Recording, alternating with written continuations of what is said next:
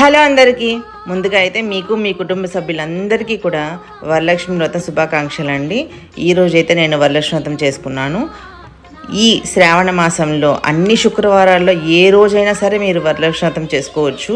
అలాగే మంగళగౌరి వ్రతాలు ఇలాంటివన్నీ కూడా అమ్మవారి పూజలన్నీ చాలా విశిష్టంగా చేస్తుంటారు కదా.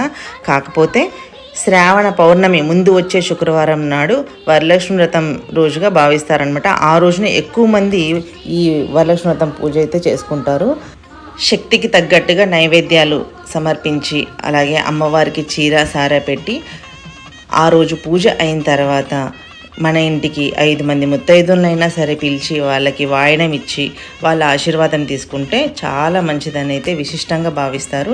నేనైతే నాకు తెలిసిన విధంగా అయితే ఈ విధంగా పూజ చేసుకున్నాను. అలాగే మీరు మీ వరలక్ష్మి వ్రతాన్ని ఎలాగా పూర్తి చేసుకున్నారో కామెంట్స్లో అయితే మెన్షన్ చేయండి. థ్యాంక్ యూ అండి. బాయ్.